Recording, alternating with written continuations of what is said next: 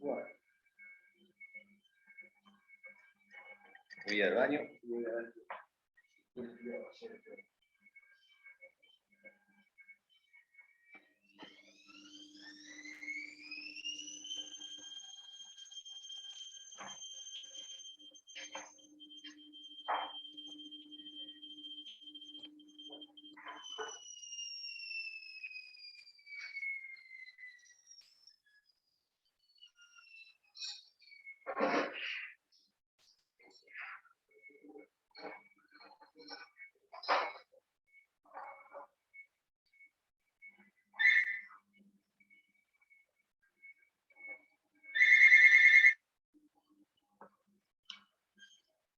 Hola.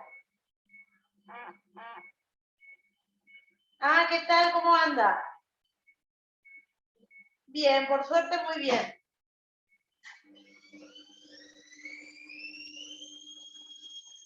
Sí, ahora se lo paso.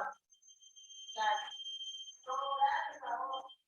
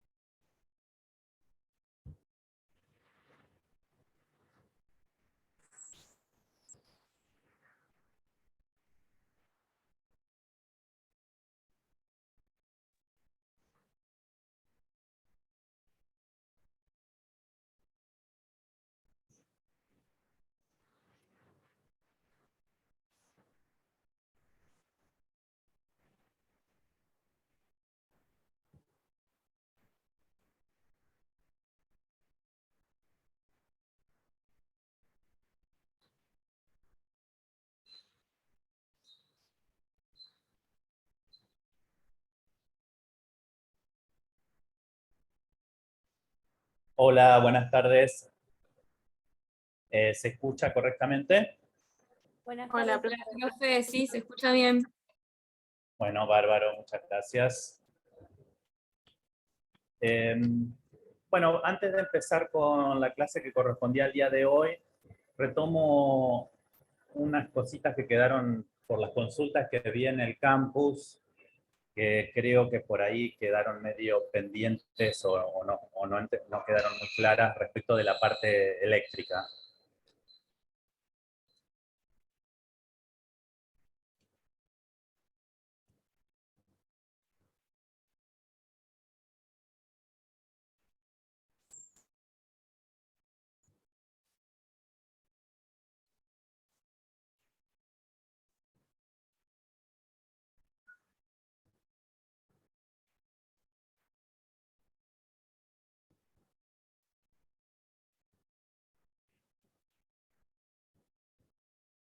Bueno, primero arranco repasando un instante nada más lo que tenía que ver con la parte de instalación.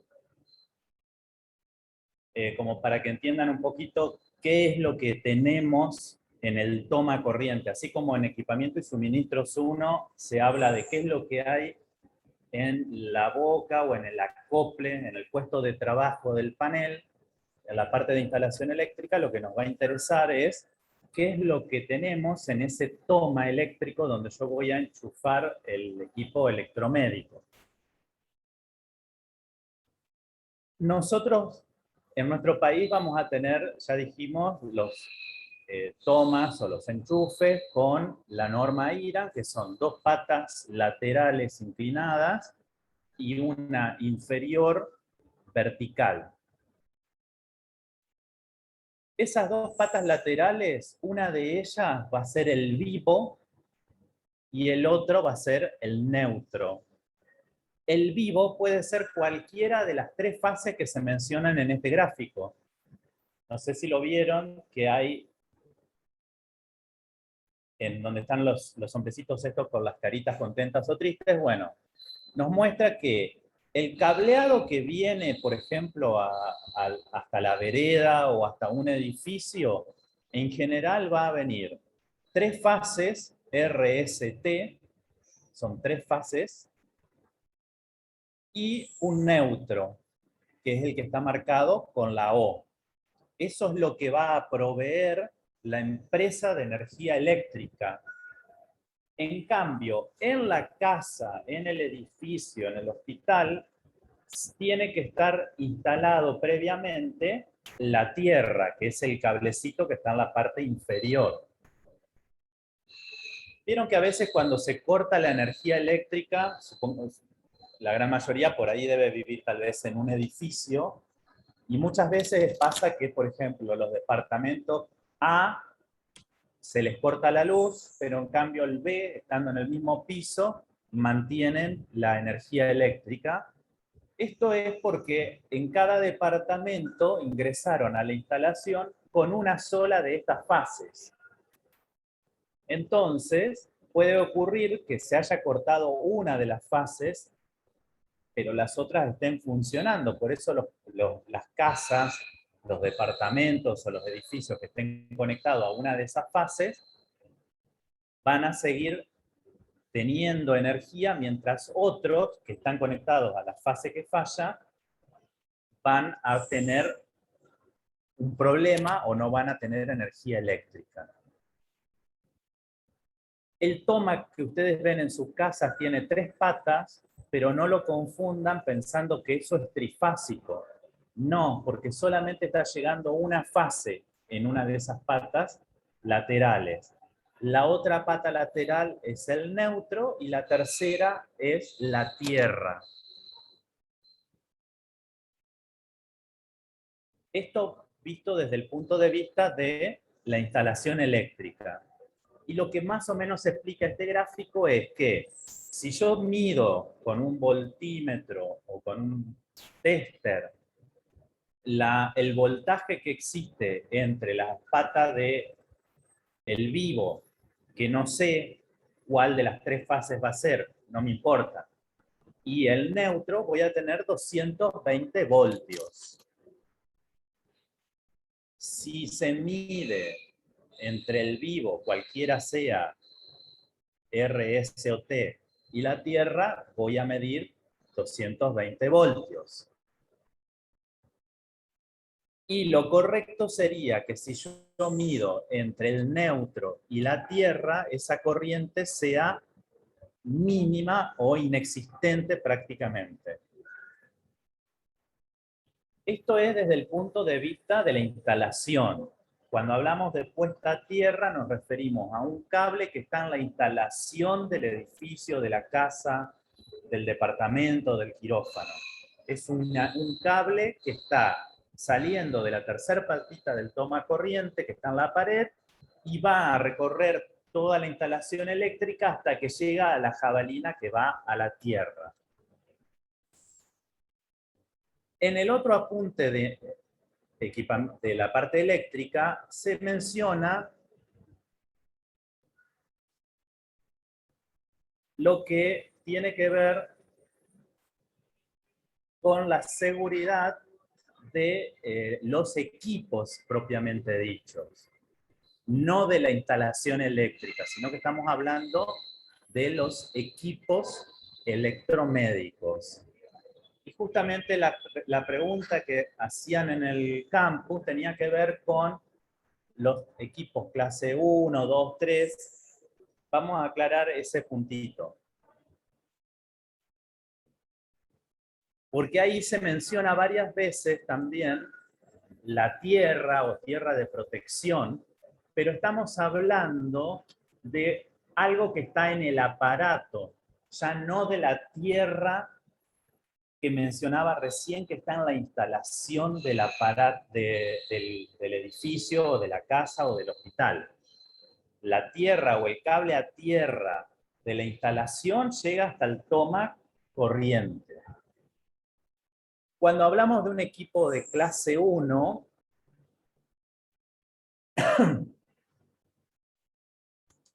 dice que utiliza la forma básica de protección es la aislación entre las partes vivas, es decir, las partes que tienen una energía eléctrica que está llegándole a través del vivo, de una de esas fases, el vivo.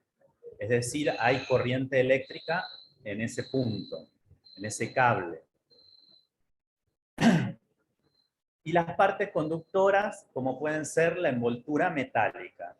En este caso, el equipo va a tener en general un cable de 3 patas, es decir, que todo el aparato va a estar conectado a la tierra de la instalación, porque el aparato trae en su enchufe 3 patas, y la tercera pata va a conectarse siempre a la tierra de la instalación del lugar. Pero además, para evitar que el usuario o la persona que está utilizando este equipo eléctrico acceda a las plaquetas, a la parte interior, va a tener una carcasa que lo envuelve. Antes era habitual que las carcasas de los aparatos eléctricos sean metálicas.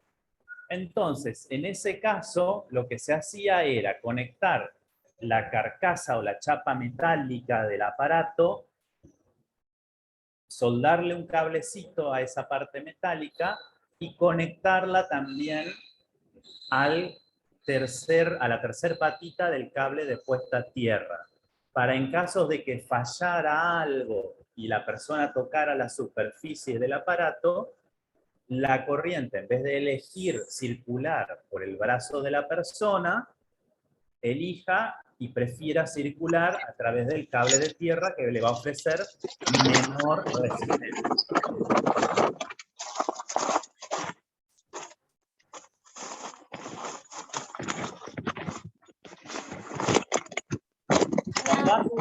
De los visibles es porque se refiere a una protección extra, digamos, pero va a ser clase 1, ¿por qué? Porque va a tener 3 patas y va a estar conectado a través de esa tercera patita inferior vertical a la tierra de la instalación eléctrica. Y a su vez, la carcasa, que es lo que nosotros podríamos llegar a tocar desde afuera, va a estar conectada también a esa puesta a tierra. En el equipo clase 2,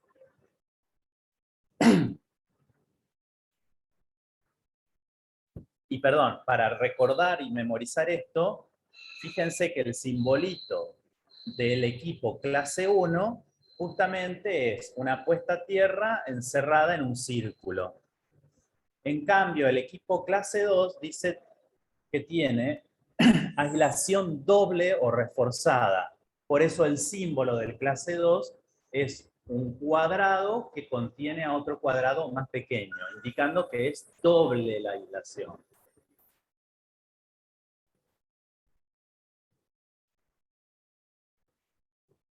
En este caso, puede ser que no tenga 3 patas el cable de alimentación para enchufar al toma, porque al tener doble aislación agrega una capa externa que puede ser generalmente plástica, que es no conductora, y con eso hace que la persona que está manipulando el aparato esté protegido contra cualquier tipo de falla eléctrica en el interior.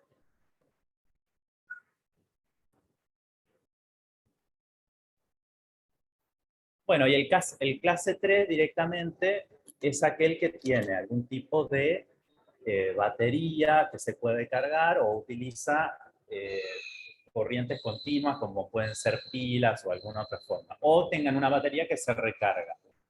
En ese caso va a ser un equipo también seguro porque no está conectado directamente al toma corriente de 220 que tenemos en el quirófano, por ejemplo, sino que está utilizando una corriente continua, que ya de por sí la corriente continua es mucho menos dañina que la alterna que tenemos en los tomas, y esto ya lo vuelve mucho más seguro que los equipos anteriores. Entonces, cuando hablamos de clase de equipos 1, 2 o 3, estamos hablando de cómo está aislado ese aparato. En cambio, cuando hablamos de los tipos, que eran B, BF, CF, estamos diciendo o explicando qué tipo de protección tiene ese aparato ante alguna fuga de corriente. Y ahí van a ver que en general va a haber distintas formas de aislar esa protección de fuga. En general, para los productos electromédicos o los aparatos médicos, lo que se usan son formas de separar, digamos, los circuitos y hacer que, por ejemplo, aquellas partes que están en contacto, por ejemplo, electrodos que tienen que ir apoyados sobre el paciente, sale el cable desde el electrodo que está conectado al paciente, va un cable hasta el aparato. Pero cuando ese cable llega al aparato, no hay una conexión física real, sino que están acoplados de forma separada, o a través de un transformador o de conexiones optoeléctricas. Es decir, no hay un cablecito que une el extremo del cable que viene del paciente con las plaquetas del equipo. Esto hace que si hay una falla en el aparato, no se transmita hacia el paciente, que es el que debemos proteger. Y sobre todo, en los clases CF, que son los que tienen protección para cirugías cardiológicas, recuerdan que ya habíamos dicho que un paciente cardiológico en una cirugía cardiovascular está exponiendo al exterior justamente el órgano más sensible a la corriente eléctrica. ¿Por qué? Porque el corazón ya funciona, es un órgano excitable, y si aparecen otros estímulos eléctricos pueden interferir en su funcionamiento como bomba. Es por esto que los aparatos que van a ir conectados a un paciente durante la cirugía cardiovascular, como pueden ser, por ejemplo, los electrodos que miden el ECG directamente sobre el corazón, que tienen electrodos implantables o apoyados directamente sobre el corazón. También pueden ser equipos de estimulación. Hay marcapasos externos que traen electrodos que se colocan directamente sobre el corazón mientras se le está realizando una cirugía al paciente. En esos casos, la protección va a ser extrema y por eso es que todas las entradas van a ser flotantes. Esto significa flotante de que no hay conexión física entre el cable que viene del paciente y el aparato. Es a través de un campo magnético, a través de un campo eléctrico o a través de, por ejemplo, la luz.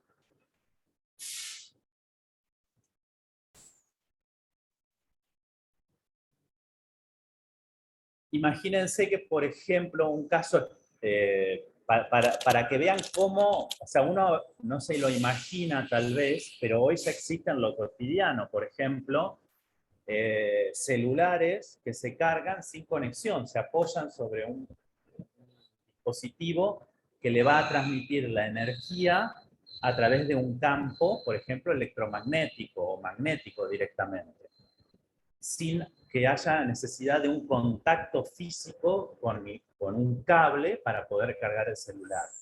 Esto ya se usaba, por ejemplo, en dispositivos que son implantables. Imagínense, no sé si habrán escuchado nombrar los implantes auditivos o implantes cocleares. Son aparatos que toman el sonido del ambiente a través de un micrófono que está conectado en la parte externa de la cabeza del usuario, y ese micrófono, que tiene la misma forma que un audífono tradicional, está por fuera, pero el implante coclear está por debajo de la piel y por encima del cráneo, o dentro de, o se desgasta, digamos, el cráneo y se apoya el implante coclear, que es un dispositivo que emite estimulaciones eléctricas directamente a los nervios auditivos. Esa vinculación entre el audífono que está afuera y el dispositivo que emite o genera los impulsos eléctricos no es física, porque si no habría riesgo de infección. Imagínense que una persona que tiene el audífono por fuera y un cable que atraviesa la piel e ingresa dentro de la cabeza para conectarse al dispositivo que va a generar los impulsos eléctricos. Bueno, eso también son equipos flotantes.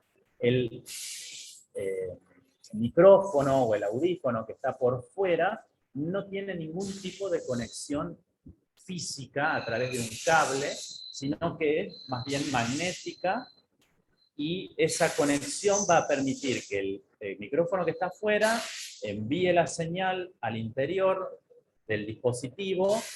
Ese dispositivo lo convierte en energía eléctrica, y con esa energía eléctrica o ese impulso eléctrico estimula el nervio auditivo, y de esa forma la persona va a tener la misma sensación de que si estuviera escuchando con su oído interno, digamos, el propio. Bueno, estas son como formas que se han ido encontrando a través de la evolución de la tecnología para poder ofrecer una mayor protección o aislación de las partes que puedan estar electrificadas o que tengan conexión a un vivo, como menciona el apunte. Cuando hablamos de vivo, significa que hay algo que está generando energía eléctrica, y hay intensidad de corriente, y lo que se busca es que los aparatos, aun cuando estén fallando, la persona que lo está usando, o peor todavía, el paciente que está conectado a ese aparato, no reciba ningún tipo de fuga eléctrica o descarga eléctrica desde ese aparato que está fallando. Por eso, todos estos dispositivos van a ser clasificados con las dos formas que vimos recién.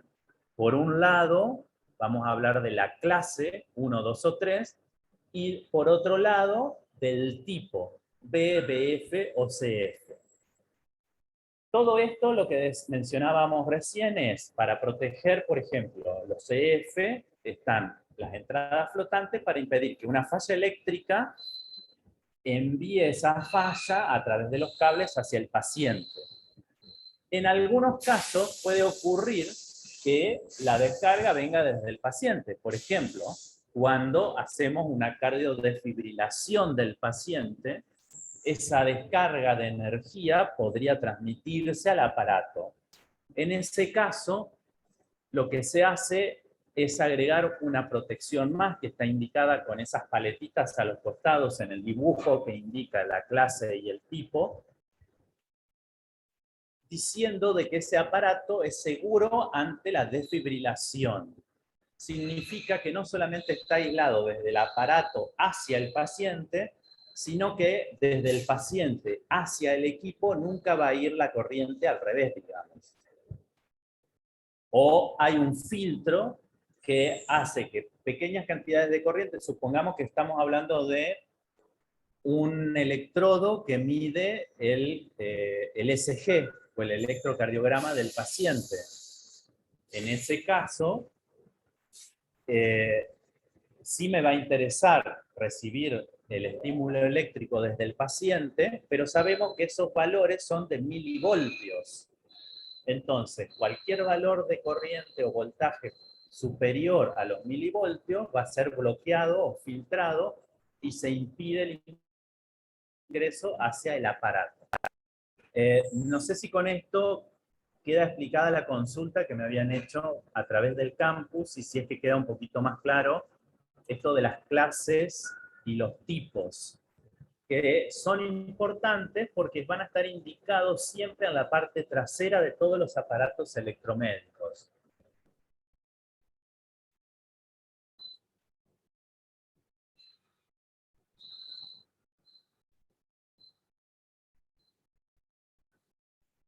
Bueno, si no queda ninguna pregunta respecto de ese tema, voy a pasar al de hoy, que es calidad del aire.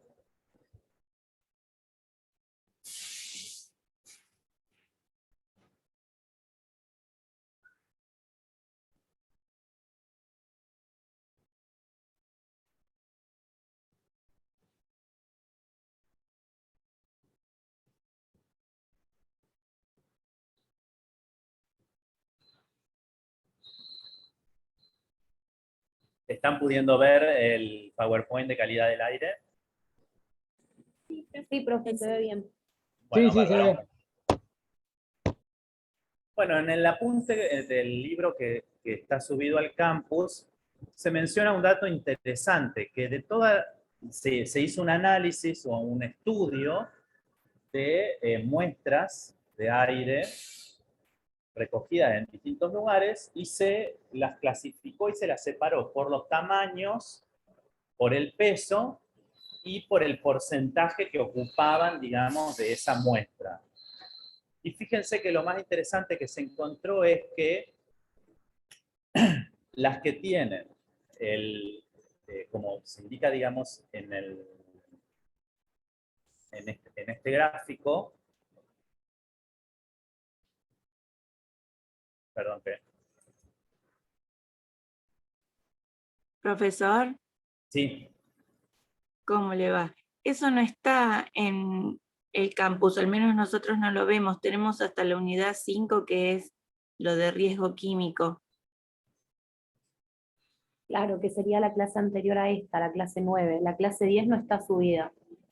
Claro, bueno, por eso había ahora, mandado un mensaje para si la podía subir antes de la clase, para ya sacábamos las dudas hoy, porque ya rendimos, pero bueno. bueno, sí, después se lo subo. Igual estos gráficos están en ese apunte, así que después los Gracias. leo. Perfecto, gracias, profe.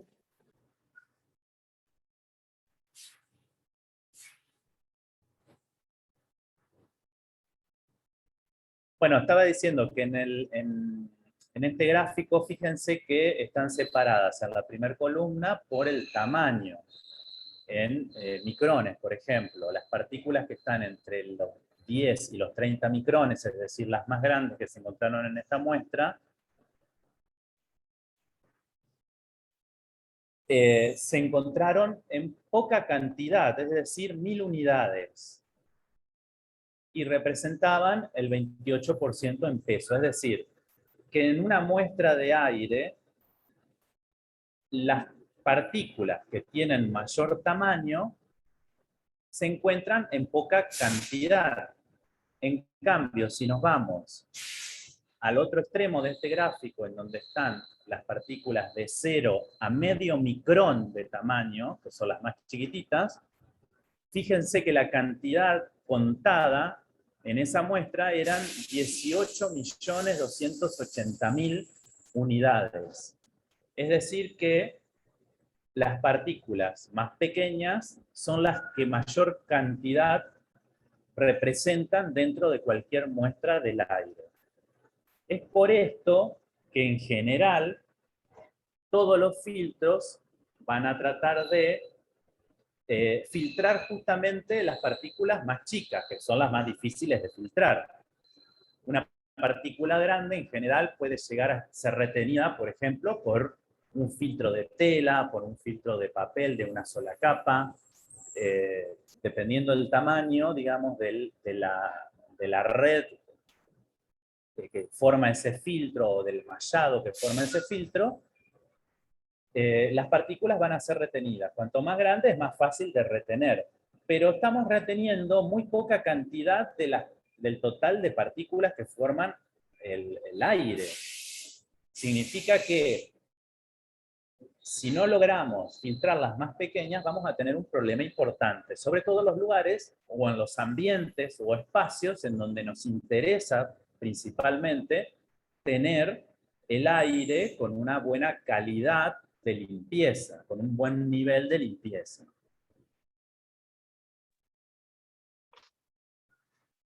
Eso estaba en una de los apuntes de bioseguridad también, ¿no? La parte de filtros o filtración. Sí, creo que también está mencionado en la parte de bioseguridad, porque se habla del filtrado, que es una de las formas de control de los microorganismos. En este gráfico se muestran en una escala, es como si fuera una regla, en donde se va mostrando distintos tamaños de partículas y se mencionan, por ejemplo, la lluvia tiene un tamaño de partícula grande, y a medida que nos vamos hacia la izquierda de la imagen, el tamaño de las partículas es cada vez más pequeño hasta que llegamos, por ejemplo, a las moléculas de gases, que son muy chicas. Pero fíjense que en la zona en donde estamos, o nos interesa, por ejemplo, para un quirófano, que sería donde se encuentran los microorganismos, los virus, bacterias, esporas, fíjense que está en la zona más o menos entre los 0,01 a los, como mucho, los 10 micrones. Es un rango en el cual, sobre todo en el área de salud, va a interesar que podamos filtrar. Porque allí, en ese rango de tamaño, de diámetros de partículas, se encuentran la gran mayoría de los microorganismos.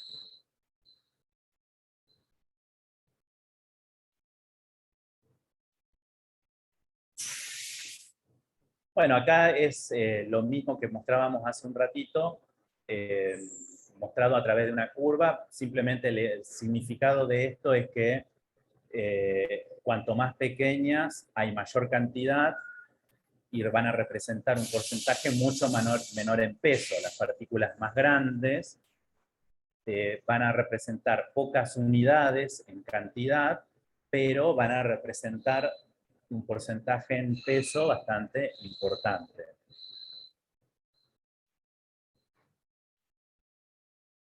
Fíjense que acá aparecen varios datos interesantes, como que, por ejemplo, las partículas se convierten o se hacen visibles para el ojo humano a partir de las 40 micrones de diámetro.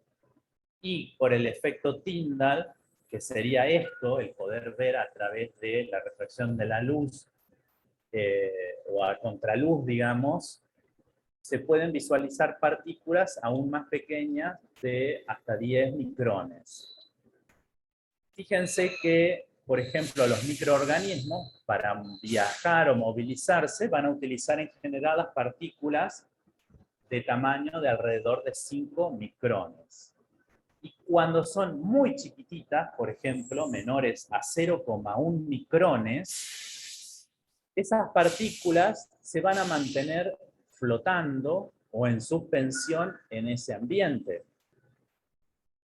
Ya dijimos que esto era un problema con las partículas muy pequeñas en el quirófano, porque no van a precipitar o decantar al suelo, sino que se mantienen en el aire, flotando, y pueden interferir o incorporarse, por ejemplo, al campo quirúrgico, que es lo que nosotros vamos a tratar de que no se contamine. Cuanto es muy chiquitita esa partícula, tiene una velocidad de caída o de precipitación muy, pero muy baja. Y si para colmo hay una turbulencia, que por ejemplo en el quirófano puede provocarse por la circulación de las personas que están trabajando en ese lugar, esto hace que esas partículas se mantengan más tiempo todavía flotando o suspendidas en el aire. todas las partículas mayores a 10 micrones van a decantar o caer o precipitar más rápidamente. A excepción de las pelusas, por ejemplo, del algodón, que se pueden llegar a mantener en el tiempo.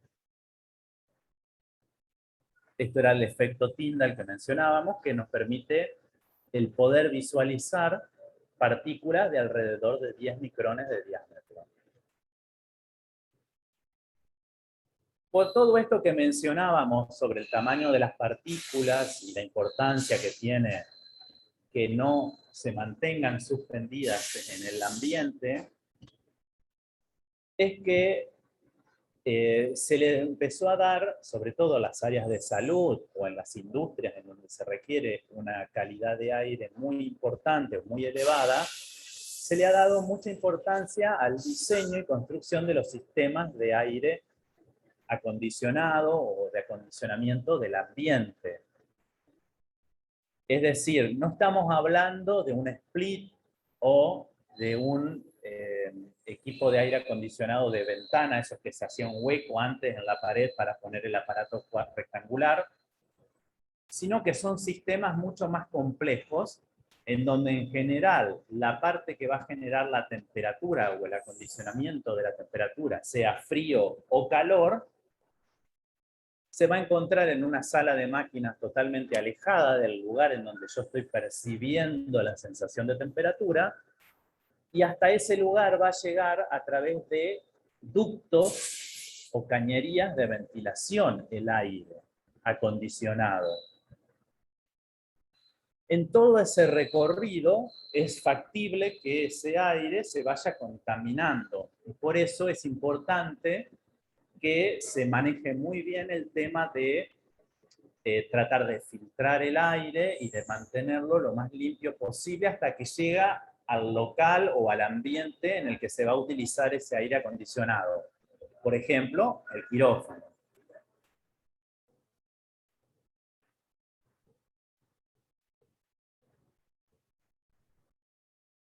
Bueno, esta calidad del aire puede permitir, por ejemplo, si no hablamos de la salud, pero sí de conservación de alimentos, si el aire está limpio, se va a contaminar menos y se van a podrir menos los productos alimenticios, por ejemplo. En los quirófanos nos va a interesar que no haya microorganismos suspendidos en esas partículas que utilizaban de transporte, digamos, de 0,5 micrones. Y, por ejemplo, en la industria en donde se fabrican productos médicos o medicamentos, van a utilizarse mucho estos sistemas de aire acondicionado con filtrado, justamente para mantener al extremo la calidad del aire y no contaminar el producto que estamos fabricando. En el apunte de equipamiento y suministros 1, ¿se acuerdan en el anexo 8 que hablaba de calidad? En la fabricación de medicamentos se mencionaba o se hacía mención a un equipo HVAC, HB corta AC. Esos son los sistemas de aire acondicionado o de ventilación que traen sistemas de filtrado, que ya vamos a ver. Se utilizan mucho en los laboratorios de fabricación de medicamentos y también se han ido incorporando con tal vez menos filtros, pero para mantener un buen nivel de calidad del aire también en las instituciones de salud, sobre todo en los quirófanos. Bueno, imagínense un ambiente que yo quiero acondicionar, supongamos el quirófano, en el cual siempre vamos a acondicionarlo con un aire más bien frío, habíamos hablado ya en su momento al inicio de la materia, pero dijimos que el aparato o la etapa de este sistema en donde se genera ese aire frío o se le baja la temperatura, no está en el quirófano, puede estar muy lejos de ese lugar. Por lo tanto, ese aire frío va a viajar a través de cañerías o ductos hasta el quirófano. Y fíjense que para poder hacerlo, va a pasar por una serie de etapas. Por ejemplo, se menciona acá un prefiltro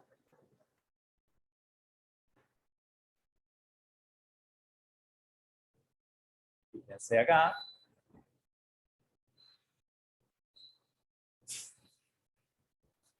Esto es en el sector donde yo estoy inyectando el aire. El aire está circulando en esta dirección. Va a haber un prefiltro, otro ventilador o inyección que lo que hacen es, cada vez que el aire pasa a través de un filtro, va a perder fuerza o velocidad.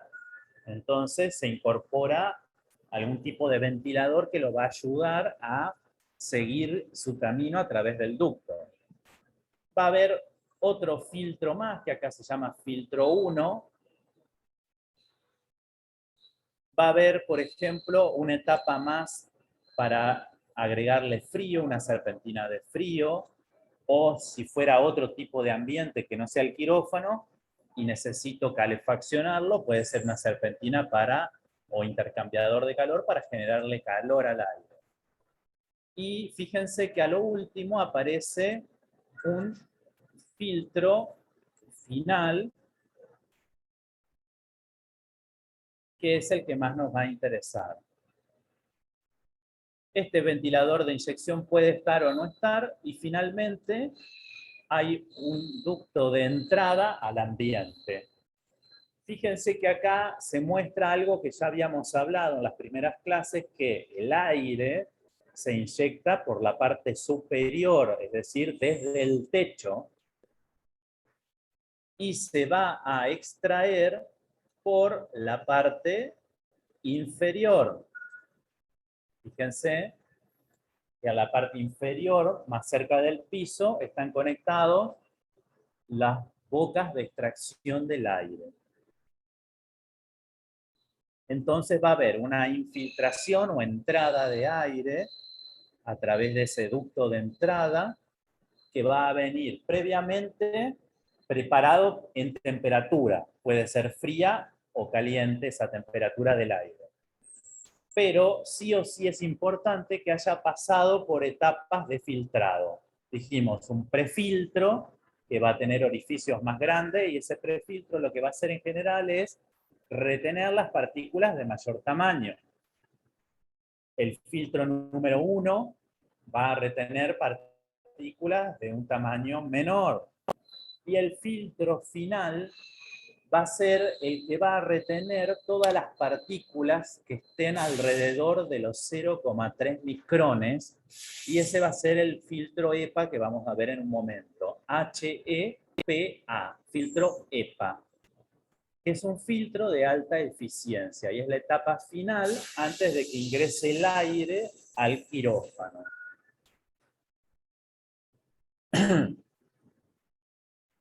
Este aire va a depender de qué tipo de ambiente es, puede ser recirculado o directamente eliminado al exterior.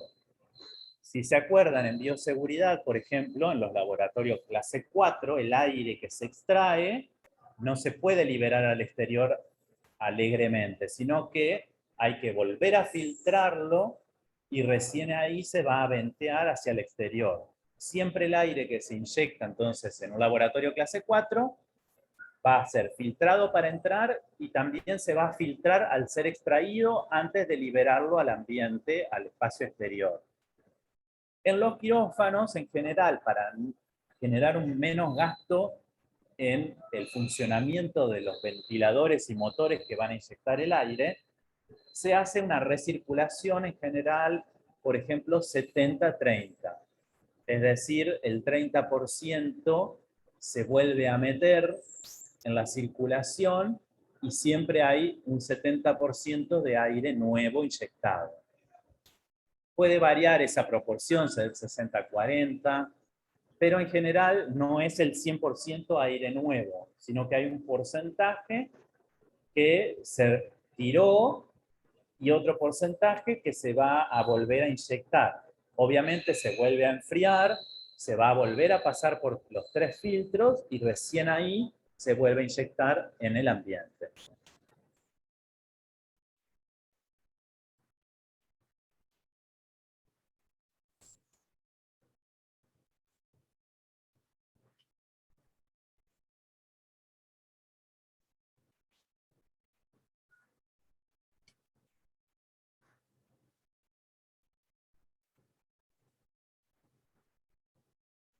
Bueno, esto es todo lo que yo comenté recién. Fíjense que cuando hablamos del quirófano, no solamente va a ser importante la calidad del aire que estamos inyectando, sino que además, por los procedimientos y las cirugías que se están realizando, ese aire, por más limpio que ingresó, se va a contaminar por los procedimientos que se realizan dentro del quirófano, y por eso es que también, si una parte de ese aire va a ser tirado al exterior, antes de ser tirado al exterior, va a tener que pasar por algún tipo de filtro. Fíjense que además de la cirugía o el procedimiento mismo, el cuerpo de las personas que están trabajando allí ya va a generar partículas que pueden mantenerse suspendidas o precipitar en el aire del quirófano. La descamación de la piel, puede haber pelos, bueno, un montón de tipos de partículas que nuestro cuerpo puede aportar como contaminantes al espacio del quirófano. Los tres tipos de filtros más conocidos son los de carbón activado, que habrán escuchado mencionarlos, los filtros electrostáticos y el más común de todos, que es el filtro de retención mecánica de partículas. Este nombre tan largo, filtro de retención mecánica de partículas, puede ser un ejemplo, el filtro de tela que se usa en una cafetera. El colador que usamos en la cocina es un filtro de retención mecánica de partículas.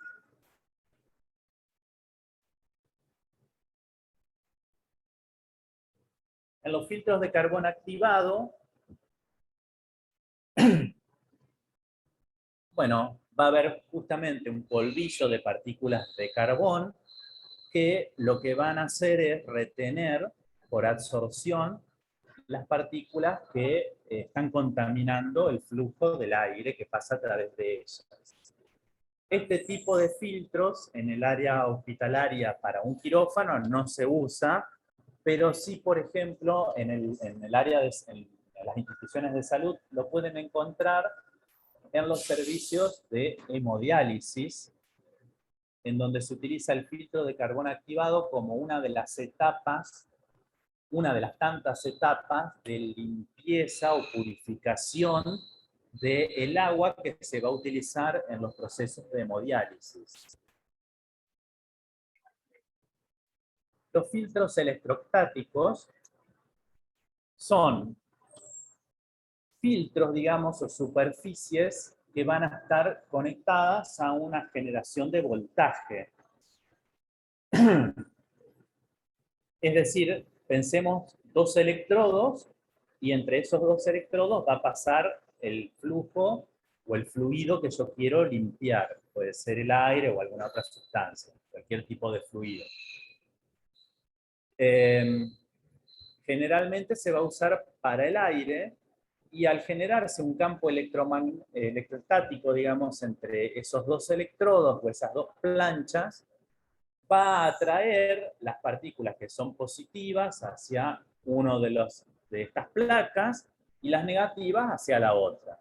Una hacia el ánodo, otra hacia el cátodo. Y de esta forma se van a retener todas las partículas que sean electrostáticas o iones que tengan algún tipo de carga.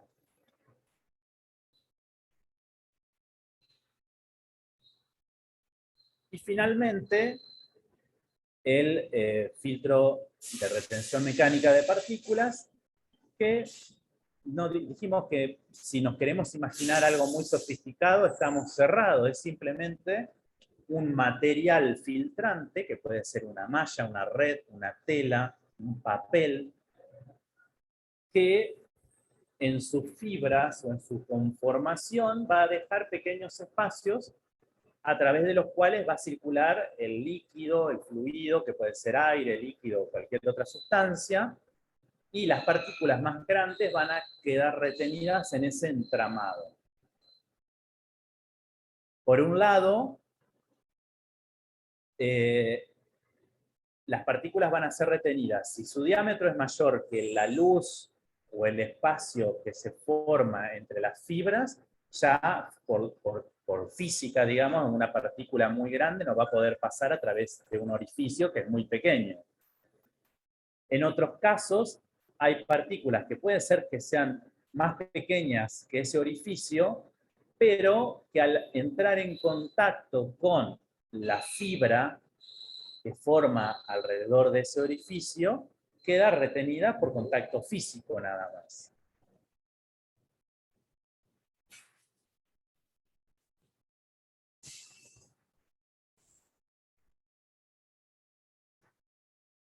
Bueno, en general ya habíamos dicho que en el sistema de ventilación vamos a usar prefiltros. El filtro número 1 que figuraba en el dibujo, que podríamos decir que es un filtro fino, es decir, va a retener partículas, el prefiltro, partículas más grandes, el filtro fino va a retener partículas más pequeñas, y finalmente el filtro EPA, que va a retener las partículas del diámetro alrededor de 0,3 micrones.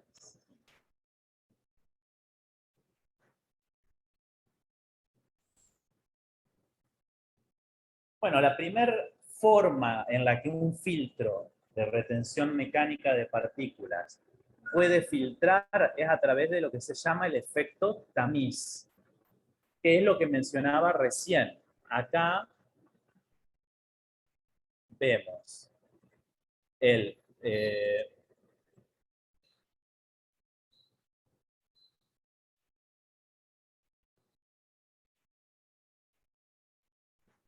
perdón, no podíamos ver esto. Acá lo que vemos es el flujo de aire que viene en dirección hacia la malla que forma el filtro. Estos dos círculos celestes que se ven en la imagen, este y este, son un corte transversal de las fibras que formarían el filtro. Si fuera, por ejemplo, un filtro de tela, cada agujerito de ese filtro va a estar formado por 4 telas o hilos que se van a entrecruzar y dejar un orificio en el medio que va a hacer que ese orificio sea más pequeño y, por ejemplo, esta partícula que vemos acá va a quedar retenida entre las fibras o entre el orificio que quedó formado por las fibras del filtro. Ese es uno de los efectos o el más elemental de los efectos que van a actuar dentro de cualquier tipo de filtro de retención mecánica.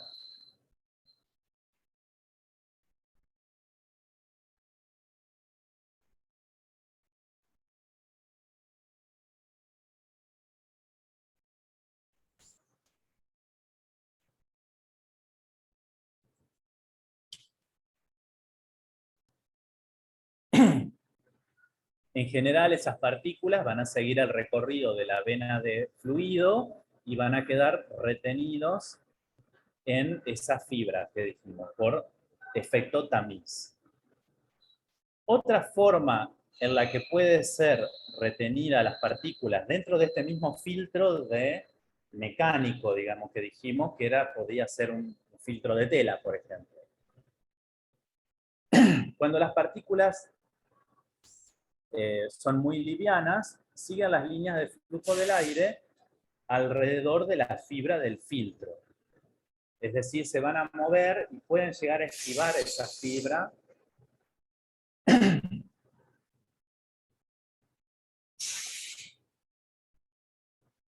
A ver, que quiero mostrarles los dibujos.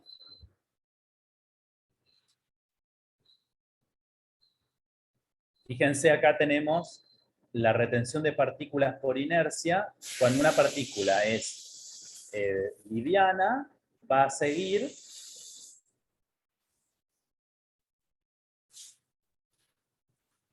o sea, las partículas son todas pequeñas. Fíjense que el diámetro de la partícula, que es este punto rojo, es muy chiquito en comparación con el diámetro de la fibra que forma el filtro, que es este círculo azul.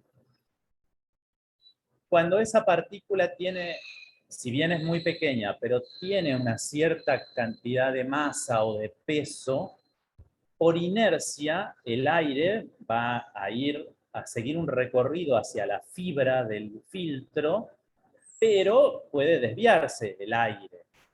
La partícula no se va a desviar porque tiene una cierta cantidad de masa que va a hacer que siga en línea recta y va a impactar. Aun cuando sea chiquita, puede llegar a ser retenida por las fibras del filtro debido a que impactan por la inercia. Es decir, la partícula no se entera que el aire se desvió, sino que sigue su recorrido en línea recta. Eso es debido a la inercia. En el dibujo del medio vamos a ver partículas que tienen muy poco peso. Cuando el aire se desvía para esquivar la fibra del filtro, al tener tan poquito peso no van a seguir en línea recta por inercia, sino que se van a desviar junto con el aire, van a seguir el recorrido que tiene el aire. Y de esta forma también pueden llegar a ser retenidas partículas que, por más que sean muchísimo más chiquititas que el orificio que se forma a través de las fibras, igualmente por contacto van a quedar retenidas en esa fibra. Y el tercer proceso de retención de partículas se puede dar por difusión, que es el gráfico tercero.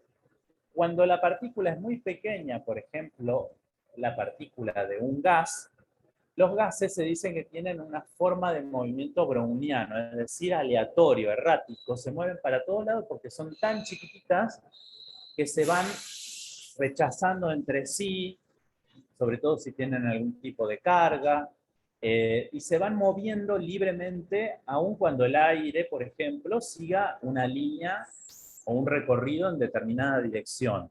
Las partículas van a tener de gases, estas partículas muy pequeñas, un movimiento totalmente errático, y de esta forma pueden llegar a ser retenidas, aun cuando son tan chiquititas, por las fibras que forman el filtro. Agregamos además dos procesos que también pueden ocurrir en el filtro, que son la sedimentación, es decir, cuando una partícula no viaja o por su peso decanta, digamos, en vez de seguir el recorrido del aire, va a quedar decantando hacia abajo por gravedad. Entonces, esa sedimentación puede hacer que la partícula no atraviese el filtro, que quede retenida en la pared o en la red que forma el filtro. Y acá también pueden ocurrir, además, si esas partículas, como dijimos, por ejemplo, la de los gases, que pueden tener cierta carga, las fibras habitualmente son sintéticas, las fibras de los filtros. Y ya dijimos que todas las fibras sintéticas tienen cierta carga electrostática. Entonces, puede ser que alguna partícula, aun cuando sea muy pequeña, pueda ser retenida en un filtro que tenga un orificio grande debido a las cargas electrostáticas de la partícula, y no porque realmente el orificio pueda retener a esa partícula. Para resumir, si uno mirara y pensara nada más en un filtro como si fuera un colador, diríamos, va a poder filtrar solamente las partículas que tengan un tamaño más grande que los orificios del colador.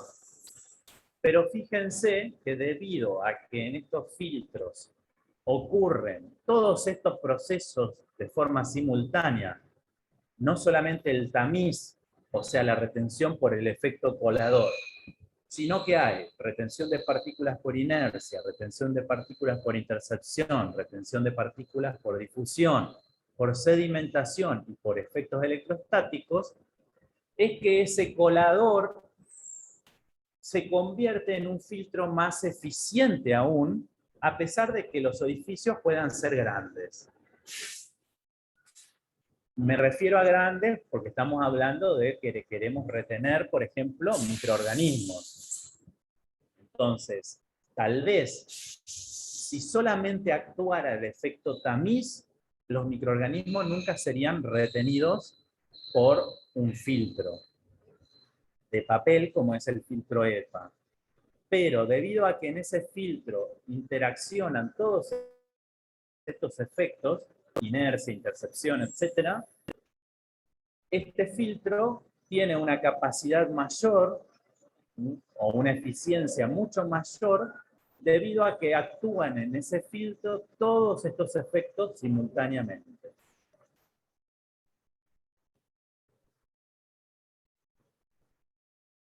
Es decir que, como dice acá, la eficiencia total de un filtro es la suma de los diferentes efectos que vimos recién.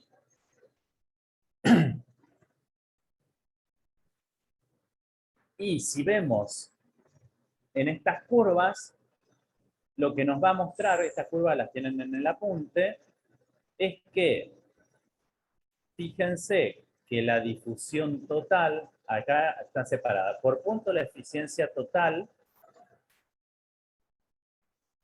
esta que vemos acá, es por difusión, y esta otra por intercepción.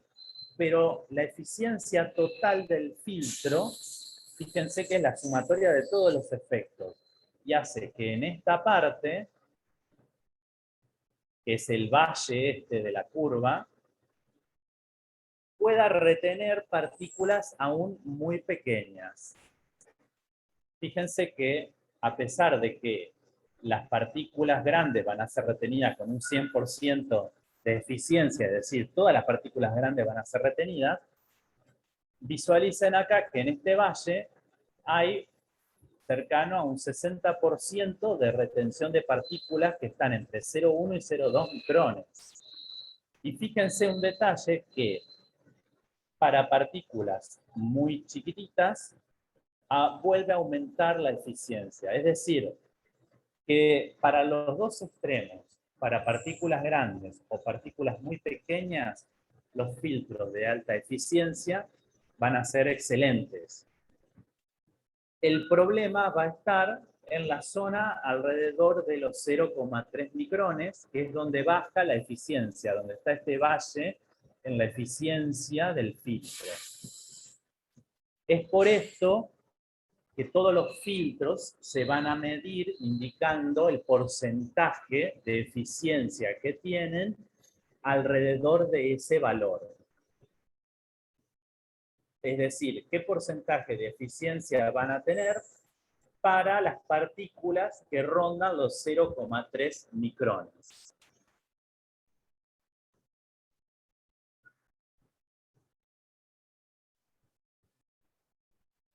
Profe, o sea que como actúen en ese momento es como va, es la eficiencia que tienen, eso quisiste decir. Según cómo actúen para 0,3 micrones, van a ser la eficiencia que tienen. Exacto. Cuando uno dice, por ejemplo, vayamos al caso más conocido ahora a partir de la pandemia. Las mascarillas 3M o las N95 significan que van a tener un 95% de eficiencia para las partículas que están alrededor de los 0,3 micrones. La eficiencia de cualquier tipo de filtro se va a indicar para ese valor, aunque no te lo diga. N95 no te está diciendo todo esto que yo te dije.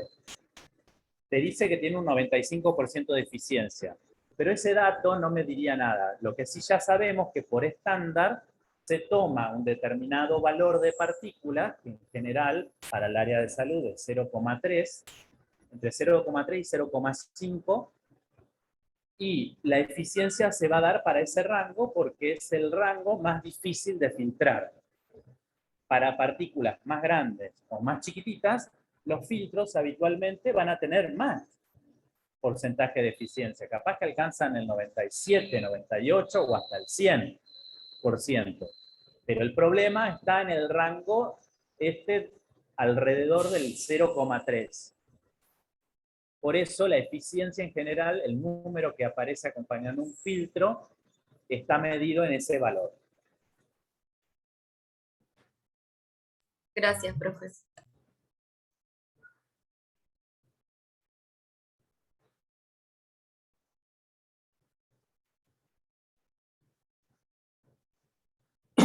Llegamos entonces a este tercer filtro que hablábamos, que era la etapa final antes de que el aire entre a un quirófano o a un área de fabricación de medicamentos, por ejemplo.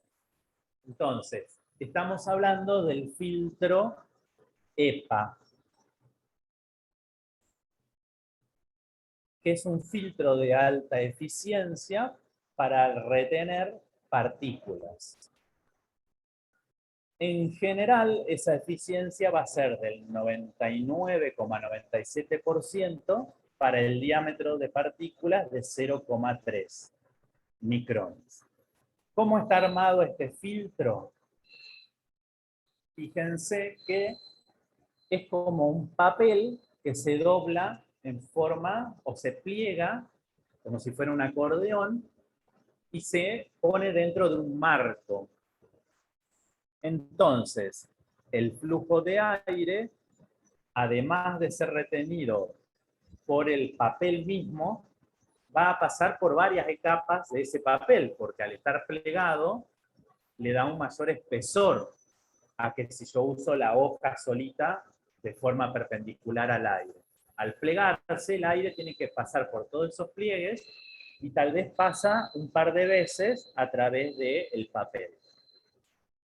Fíjense que esto significaría que si hay 10.000 partículas en la cara de entrada de este filtro, solamente van a lograr pasar 3 de esas 10.000.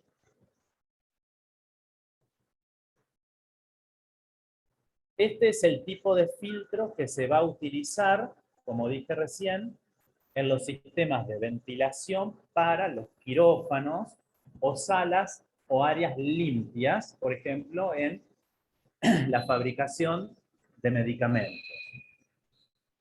Existe otro filtro que se llama ULPA,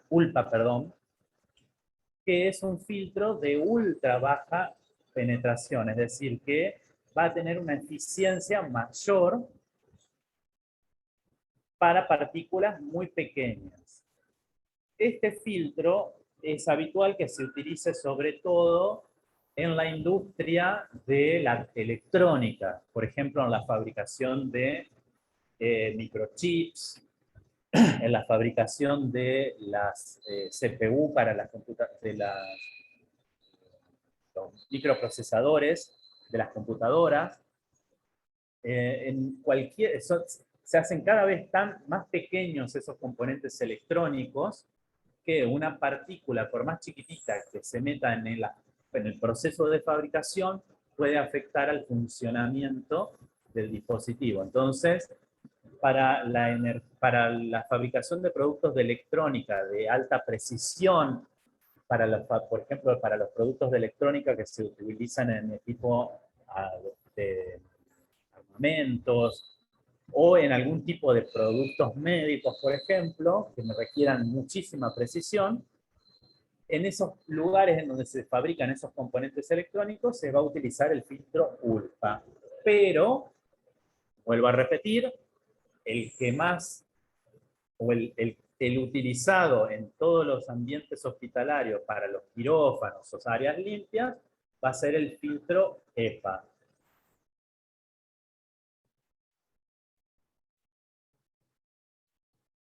Bueno, y acá está lo mismo que dije recién, las partículas de alrededor de los 0,3 micrones son consideradas más difíciles de retener por un filtro EPA en condiciones normales. Es por esto que para ese valor es que se da el grado de eficiencia. Porque se da por sentado que si tiene 99,97% de eficiencia para ese tamaño de partícula, para las más chicas o para las más grandes, para las más chicas estaríamos en un valor de eficiencia más alto y para las más grandes también estamos, el 97 es acá abajo, en este valle. Fíjense que para el lado de las más chicas tiene mayor eficiencia y para el lado de las más grandes tiene mayor eficiencia.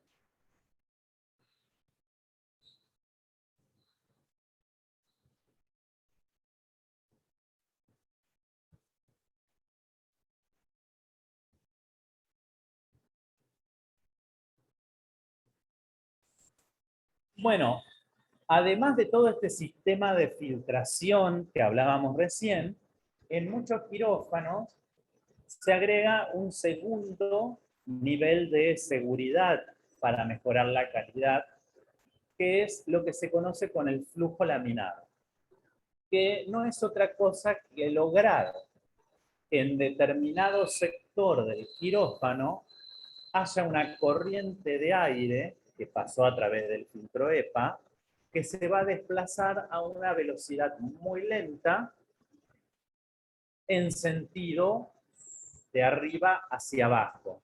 Y de esta forma, lo que va a hacer, o la función que va a cumplir este flujo laminar, es arrastrar todas las partículas que, por ser demasiado pequeñas o por tener muy baja masa, van a tender habitualmente a quedar suspendidas. Con el flujo laminar lo que hacemos es ayudarlas a precipitar, empujarlas para que precipiten hacia la parte inferior del quirófano y puedan ser extraídas por los ductos de extracción.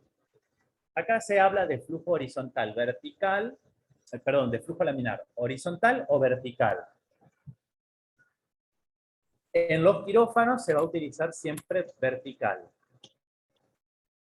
En las cabinas de bioseguridad que se mencionaron al principio cuando hablábamos en bioseguridad de los laboratorios y todo eso, puede ocurrir que se utilicen flujos horizontales, es decir, desde el ingreso de la puerta de la cabina de bioseguridad hacia el interior, para evitar que las partículas o microorganismos peligrosos salgan hacia afuera.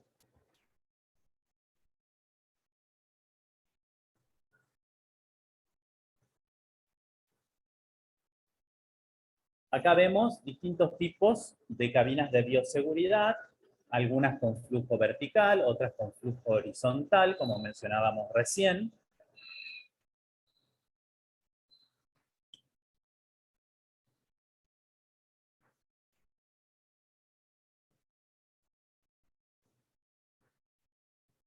Hablábamos recién de los quirófanos y de otros lugares en donde importa tener una buena calidad del aire.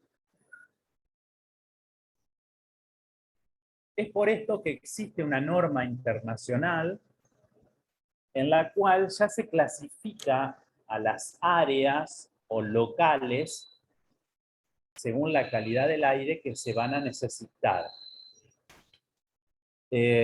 Lamentablemente, estas normas aparecieron antes que se descubriera esto que yo mencionaba recién, de que las partículas más difíciles de filtrar estaban alrededor del 0,3 micrones.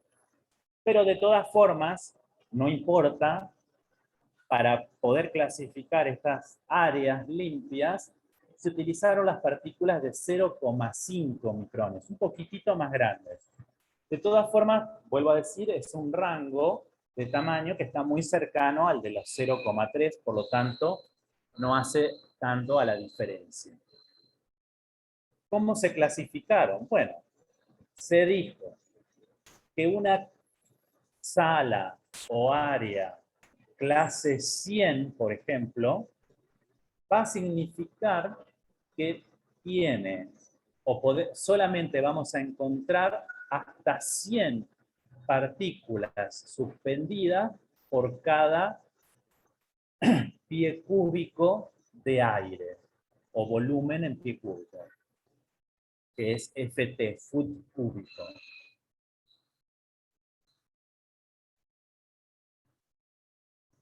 Un área extremadamente limpia, de la mayor calidad de aire, va a ser, por ejemplo, el área 1, en donde yo voy a tener que encontrar a lo sumo una partícula suspendida en el aire, o, por ejemplo, en el otro extremo tenemos un área 100.000, que significa que vamos a poder encontrar en el aire hasta 100.000 partículas por pie cúbico.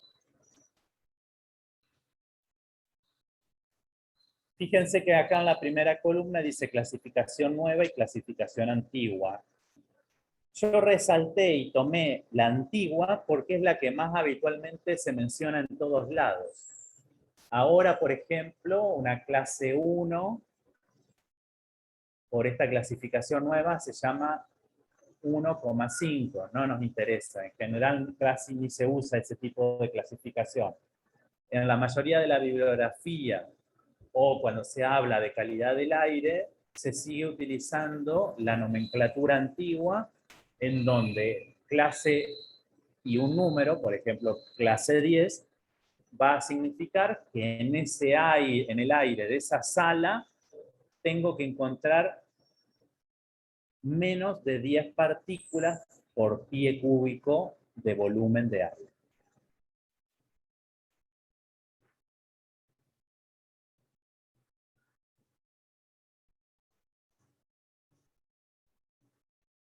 Esto que estamos viendo en esta imagen es una foto de cómo se construye antes de que se hagan las paredes de Durlock, cómo se construyen todos los sistemas de ventilación. Fíjense que están los ductos y en la parte inferior están las bocas de extracción. Después por encima de todo esto se ponen las placas de Durlock y se recubre todo para poder generar superficies que sean fácilmente lavables y evitar la contaminación.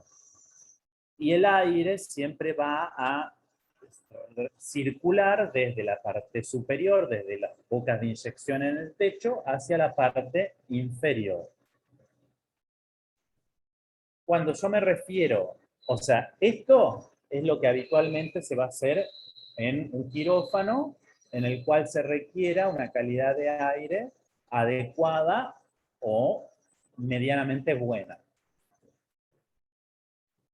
En algunos tipos de quirófanos se exige que, además de este sistema, incorporemos el flujo laminar.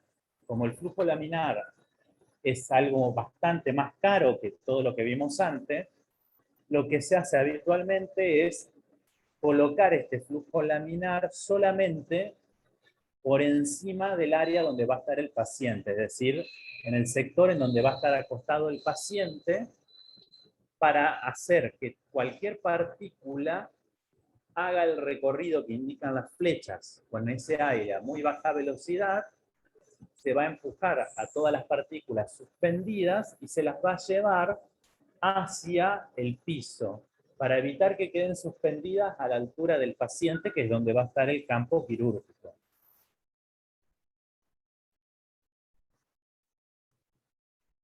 Fíjense que acá se muestra en este esquema que debido al trabajo, la cantidad de aparatos que hay en un quirófano, por más que yo intente que sea perfecto de arriba hacia abajo el flujo del aire, debido a las turbulencias y los equipos que se van moviendo y circulando dentro del quirófano y las personas, el aire puede seguir también movimientos aleatorios o desviarse de la circulación que nosotros pretendemos. Pero de todas formas, si yo tengo la inyección del aire arriba y la extracción abajo, se mantiene con cierta desviación, pero siempre la circulación va a ser hacia el piso para hacer que decanten las partículas más pequeñas.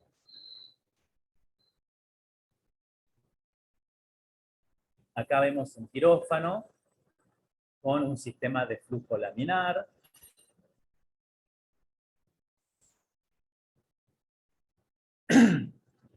Hablábamos recién que dependía qué tipos de quirófanos requieren o no mayor calidad del aire según los procedimientos. Así como a las distintas áreas de una institución de salud las dividíamos como zona negra para el área sucia, gris área limpia y blanca el área estéril. Según la complejidad de las cirugías que se van a realizar en un quirófano, también los vamos a dividir. Vamos a decir que un quirófano es clase A cuando se realizan o se utilizan equipos de alta tecnología para poder realizar procedimientos muy complejos y que tienen un mayor riesgo por el nivel, digamos, de invasividad al paciente, como pueden ser trasplantes de corazón, pulmón e hígado, cirugías cardíacas que tengan circulación extracorpórea. Y fíjense que se agrega también las cirugías ortopédicas. ¿Por qué? Porque se ha visto, y creo que estaba en algún apunte, que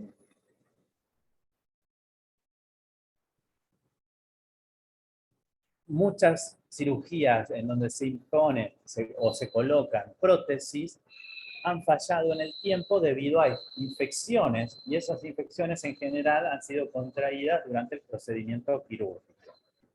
Es por eso que en muchos países del primer mundo se está exigiendo que las cirugías ortopédicas, en donde se coloquen prótesis invasivas, se realicen en quirófanos clase A. Un quirófano clase B son los quirófanos convencionales, los quirófanos de las áreas de urgencia o de guardias de emergencia, o para cirugías mayores de tipo ambulatorio. Es decir, van a ser destinados a cualquier otro tipo de cirugías que no sean estas tres que se mencionan en el clase A. Y los quirófanos clase C van a ser de menor complejidad para cirugías ambulatorias y salas de parto. Esa menor complejidad pueden ser, por ejemplo, procedimientos endoscópicos o cirugías laparoscópicas.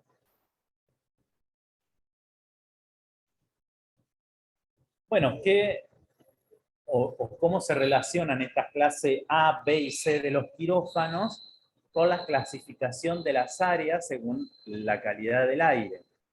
Bueno, en general, para los quirófanos clase A, se va a requerir que el aire o la sala sea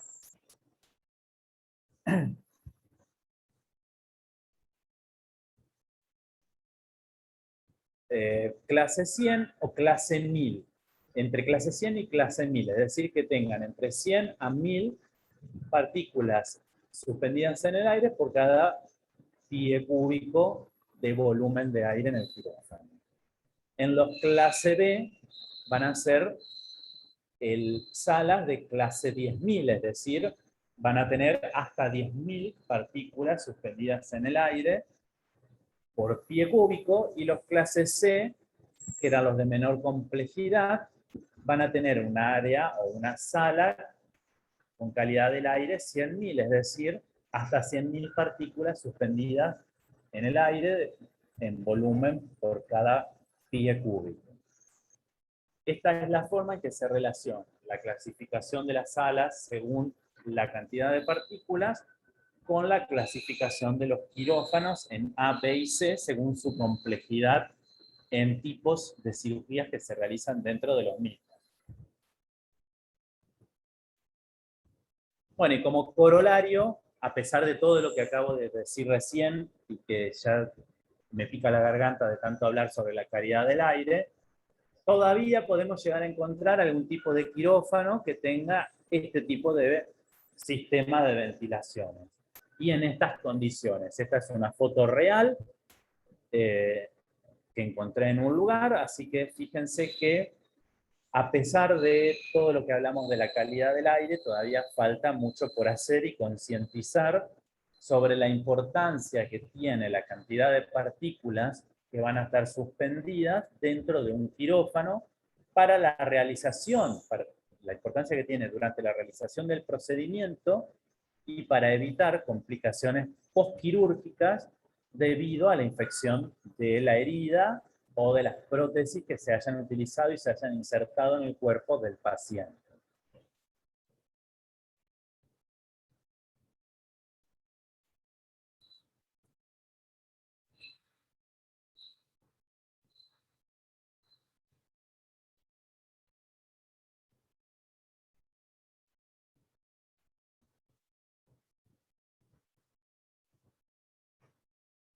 Bueno, hasta acá No sé si quedó alguna preguntita o consulta. Así que pueden realizármela ahora y si no, después de que repasen el material, pueden subirme cualquier tipo de pregunta al campus. Todo lo que expliqué de los gráficos, de todas formas hay un apuntecito de un libro que explica todo esto, tal vez mejor que yo incluso, así que en todo caso lean ese apunte y después vemos si tienen algún tipo de consulta. Bueno, ¿en qué clase clasificaría ese quirófano? Y bueno, sí, ese se pasa, sería clase 20.000 millones de partículas circulando en el ambiente. Porque aparte hasta los azulejos estaban pegados con cinta, así que en cualquier momento volaba un azulejo y caía en la cabeza de algún médico o de alguien que estuviera trabajando ahí. Bueno, más que nada esta parte, digamos, está incluida sobre todo para recalcar, digamos, un tema que muchas veces no se tiene en cuenta en lo que es el diseño de los quirófanos, pero que se ha ido viendo con mayor avance de la tecnología y de las investigaciones, que es importantísimo, sobre todo para disminuir las complejidades o las complicaciones, mejor dicho, postquirúrgicas debido a las infecciones o contaminación que había dentro del quirófano. Esto también ha tomado mucha relevancia a partir de COVID, ¿no es cierto?, en donde se han investigado y se han estudiado cómo ha habido incluso muchos casos de contaminación cruzada debido al mal uso o de la ventilación, por ejemplo, en restaurantes, etc. Seguramente esto que estamos viendo para los quirófanos, en un tiempo también se vaya a solicitar, digamos, para cualquier espacio en el cual tenga que estar muchas personas contenidas dentro de ese espacio cerrado.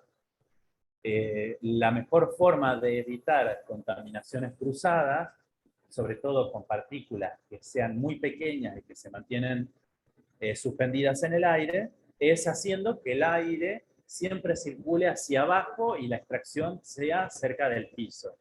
Con esto se evita que las partículas circulen en sentido horizontal y vayan pasando de una persona a la otra. Por ejemplo, al estornudar, al toser, al hablar, si el aire y la ventilación es de arriba hacia abajo, no importa esas partículas sean expedidas, por ejemplo, por una persona, porque van a decantar o precipitar hacia el inferior, o sea, el piso, y van a ser extraídas por la extracción de aire que está cercana a la parte inferior.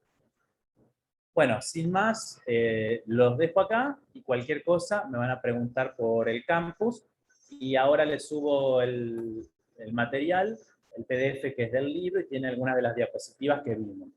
No todas porque, por ejemplo, los gráficos están en el libro ya explicados, así que no les agrego diapositivas de eso, pero sí el material del libro repásenlo y léanlo y las imágenes que están subidas en el PDF. Bueno, les deseo muy buenas tardes y bueno, estudien y cualquier cosa me consultan por el campo. Gracias, hasta luego. Chao, profe. Gracias, profe. Gracias, profe, hasta luego.